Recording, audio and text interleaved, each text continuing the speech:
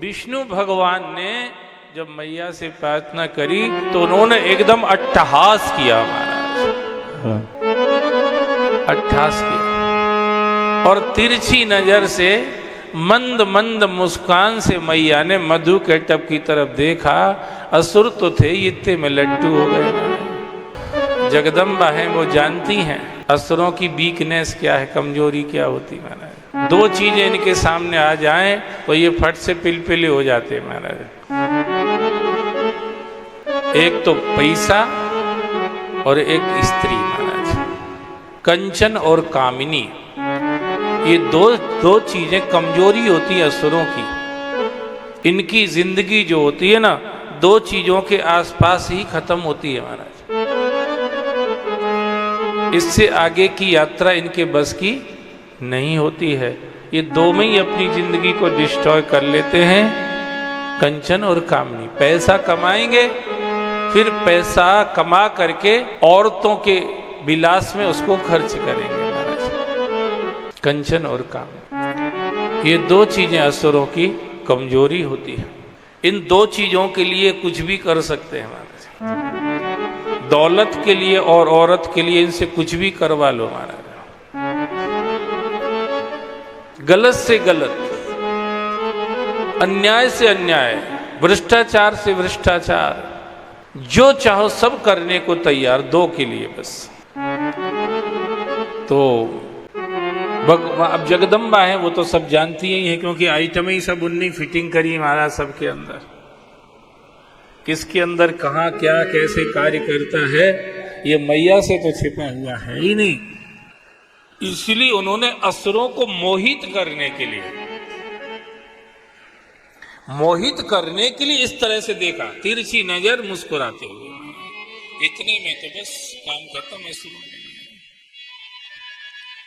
जैसे अपन लोग समुद्र मंथन में सुनते ना, समुद्र मंथन जब हुआ तो भागवत में कथा, अमृत निकल गया, 14 रत्न के साथ अमृत निकल गया। अमृत का घड़ा जैसे ही भगवान धन्वंतरी लेकर के निकले तो सबसे पहले दैत्यों ने झपट्टा मार के छीन लिया महाराज। ये काम इनको आता ही, किसी की पराई वस्तु को किस तरह से अपने कब्जे में किया जाए। दैत्य लोग इसमें बड़े एक्सपर्ट होते हैं महाराज।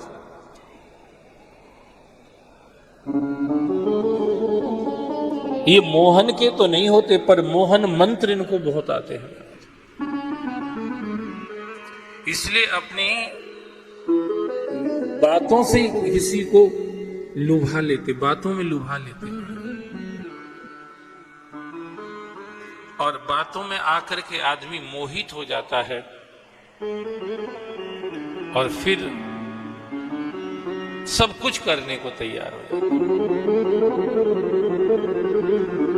असुरों ने झपट्टा मार के घड़ा अपने हाथ में ले लिया। अब ले तो लिया, अमृत का घड़ा है, कितनी जल्दी उसको पी लेना चाहिए था, पर ठहरे तो मूर्ख ही उस घड़े के लड़ने लगे महाराज आपस में। पहले हम पिएंगे, पहले हम पिएंगे, पहले हम, लड़ने लगे। अब देवता लोग निराश हो गए। अब हम क्या करें भैया, मेहनत तो हमने भी करी, पसीना हम भी बराबर ही टपका रहे थे, और ये तो इनके हाथ में चला गया, अब हम क्या करें। तो भगवान की तरफ देखा, देवताओं ने भगवान की तरफ देखा तो भगवान ने कहा चिंता मत करो, मैं इनकी कमजोरी जानता हूं। अमृत तो नहीं, मैं इनको अमर लोक से भी नीचे उतार सकता हूं, इनकी कमजोरी मुझे पता है। ये बैकुंठ भी छोड़ने को तैयार हो जाएंगे अगर इनको स्त्री दिखा दी जाए तो। अगर इनको पैसा दिखा दिया जाए तो ये भगवान के क्षीर सागर में जाने से भी मना कर देंगे। ये ऐसे लोग होते हैं। इसीलिए चिंता मत करो, मैं अभी देखो इनको करती हूं। भगवान ने मोहिनी रूप बनाया, और मोहिनी रूप सुंदर सा गोरा शरीर, लंबा पतला शरीर, नीली साड़ी पहन ली भगवान ने, और पवन देव से कह दिया कि थोड़ी स्पीड पकड़ लेना जिससे हमारा पल्लू उड़े हवा में महाराज। पल्लू हवा में, पल्लू उड़ता जाए रे, उड़ रे महाराज। सो भगवान का पल्लू उड़ने लगा हवा में, नील पल्लू महाराज। सो जो देखा दैत्यों ने, सो अमृत तो भूल गए और देवी के पीछे पड़े महाराज।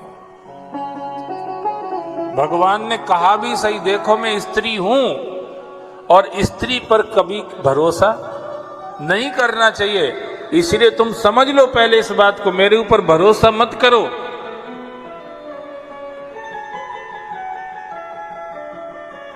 मत करो मेरे ऊपर भरोसा। अब वो मूर्ख तो ठहरे ही, कहने लगी ये अपने को अपनी परीक्षा कर रही है, परीक्षा, अपन भी कम इंटेलिजेंट नहीं है।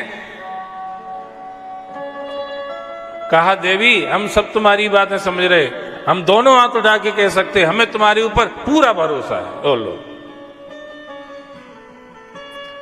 भगवान ने सोचा मन में पूरा भरोसा है तो परिणाम भुगत लो। फिर स्त्री पर पूरा भरोसा कर रहे हो तो फिर उसका पूरा परिणाम भी भुगतने को तैयार रहो। तो भगवान ने कहा अगर भरोसा करते तो अमृत का घड़ा हमें दे दो। दैत्यों ने कहा लो ना यार, क्या बात करते, हम कोई कम दिलदार थोड़े ही हैं, लो अमृत का घड़ा। दे दिया दैत्यों ने। भगवान ने अमृत का घड़ा लिया और दैत्यों से कहा कि देखो नहा धो के लाइन में बैठ जाओ सब। देवताओं से भी कहा, वो तो पहले ही सुबह नहा लिए थे, बैठ गए महाराज। ये भगे नहीं, जल्दी जल्दी नहाए, कुछ कपड़े पुराने पहने नहीं, कुछ बिना धुले पहने नहीं, ऐसे ही लोग करते ना। नहाने के बाद अगर आपने कल का पहना हुआ कपड़ा फिर पहन लिया है तो आपका स्नान व्यर्थ हो गया महाराज। इसीलिए रोज धुला हुआ वस्त्र पहनना चाहिए, भले ही जल्दी में पानी में डाल के सुखा लो, नहीं अगर तुम ज्यादा समय लगा सकते पानी में डाल के सुखा लो, पर उसको बिना धुला कल का कपड़ा आज अगर आप पहनते हैं तो आप फिर भगवान के पूजा पाठ के अधिकारी नहीं रहते।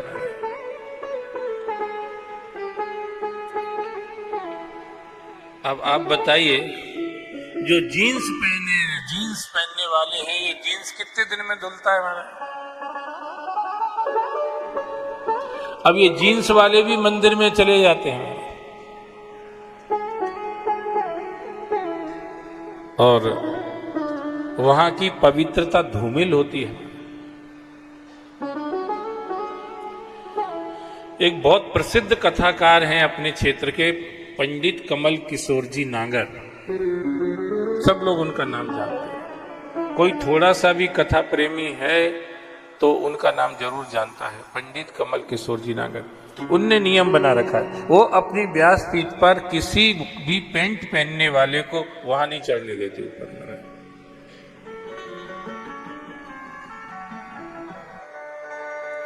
आपको अगर व्यासपीठ के वहां आना है, आरती इत्यादि करना है तो आप धोती पहन के आइए महाराज। क्या पहन के आए? धोती। हमने सुना है जाने का, तो हमने यही एक बार उनकी कथा सुनी थी, यही चिंतामन गणेश को। अब उज्जैन में इधर कमी होती, उनकी इधर उधर ज्यादा होती, तो अपना योग भी नहीं बनता। तो हमने सुना कि कोई मंत्री भी आता है ना अगर उनकी कथा में, और अगर वो चाहता कि मुझे व्यासपीठ को प्रणाम करने जाना है तो फिर उसको धोती पहन के ही जाना पड़ेगा, भले ही मंत्री है। कई बार तो ऐसा हुआ, कुछ लोगों ने अनाधिकार चेष्टा की, चढ़ने का प्रयास किया, तो वो व्यासपीठ से उठ के निकल के चले गए। भाई हम लोगों के पास कोई शासन तो है नहीं, अनुशासन ही है हम लोगों के पास। अगर शासन तंत्र अपनी शक्ति का प्रदर्शन करेगा तो हम लोग उसका कैसे विरोध कर पाएंगे, कैसे हम लोग सामना कर पाएंगे? हमारे पास फिर यही तरीका रहता है महाराज, हट जाते हैं हम वहां से। अब आप देख लीजिए, आपको क्या करना है आप देख लीजिए। हम तो वो करा रहे थे, वो कर रहे थे जो धर्म कहता है, जो शास्त्र कहते हैं, जो संतों के ऋषियों के अनुमोदित जो सिद्धांत हैं, उनके बनाए हुए हमारे मंगल के कल्याण के लिए, वर्तमान और भविष्य के लिए, लोक और परलोक के लिए उनके बनाए जो नियम कायदे कानून है, हम उनका पालन करते करवाते हैं लोगों से। हमारा ये जीवन, हमारी ये ड्यूटी है महाराज। अगर आप अपने बल का या शासन प्रशासन के पद का दुरुपयोग करके ऐसी अनाधिकार चेष्टा करोगे तो हम उसमें साथ नहीं दे सकते, हम अलग हो जाएंगे। हमारे पास फोर्स तो नहीं है जो हम लगा दें।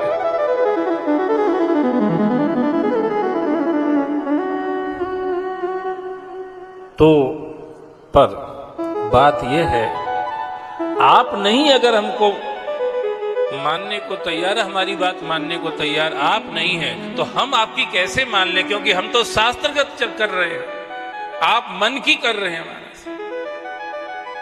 तो जब आप आए हैं सत्संग में और वहीं आप सत्संग के नियम वही नहीं मान रहे हो, तो हम आपको कैसे एक्सेप्ट कर ले, बताइए। तो उन्होंने इस चीज को अभी तक भी पकड़ रखा है। हम लोगों की तो हालत खस्ता चल रही है। हम लोग तो कोई बेल्ट लगा के भी आरती कर लेता तो भी चुपचाप बैठे रहते। बेल्ट की तो छोड़ो, चमड़े का बेल्ट लगा के लोग आरती करते चले आते हैं और हम चुप बैठे बैठे देखते रहते हैं।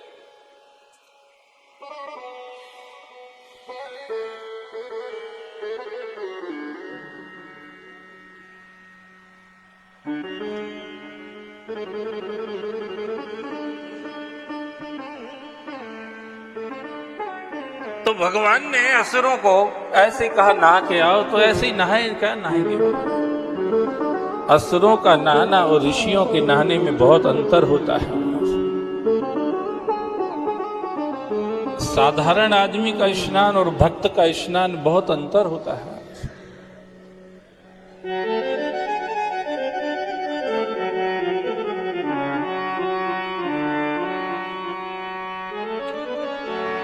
बैठ गए लाइन से, इधर देवता एक तरफ दैत्य, दोनों बैठ गए। भगवान ने दैत्यों से कहा कि सुनो, ये ऊपर का पतला पतला अमृत देवताओं को पिला देते हैं और अंदर का जो असली गाढ़ा गाढ़ा माल तुमको पिलाएंगे। दैत्य मूर्ख तो ठहरे ही। भगवान ने कहा तो था कि मेरी बात पे, मैंने स्त्री की बात पे भरोसा मत करना, पर फिर भी वो कर बैठे थे आसक्ति के कारण से। उन्होंने कहा देखो अपने को कितना प्रेम करती है, अच्छा अमृत अपने को पिलाएगी, बुरा उनको पिलाने जा रही है। अब इन मूर्खों से ये पूछो कि अमृत भी अच्छा बुरा कैसे हो जाएगा? अमृत तो अमृत ठहरा। अमृत अच्छा अमृत बुरा अमृत थोड़ी होता है, अमृत अमृत होता है बस। कहीं अच्छा भगवान और बुरा भगवान ऐसा कभी सुना है आपने? अच्छा भगवान ने बुरा भगवान माना। भगवान सिर्फ भगवान होता है, वो अच्छा बुरा नहीं होता, वो भगवान है। वो भगवान ऐसा भगवान है कि बुराई की बात तो छोड़ो, अच्छाई से भी ऊपर है वो। इसलिए हम ये नहीं कह सकते अच्छा भगवान बुरा भगवान। चाय का भले ही कह दो शक्कर वाली चाय और बिना शक्कर वाली चाय महाराज। तो जिनको शक्कर ऑलरेडी है शरीर में, वे बिना शक्कर वाली पीते, बोले शक्कर पहले ही धरी महाराज ज्यादा, तो बिना शक्कर वाली चाय पीते हैं। और जिनको शक्कर विचारों के है ही नहीं अंदर, वे तो शक्कर वाली पीते हैं।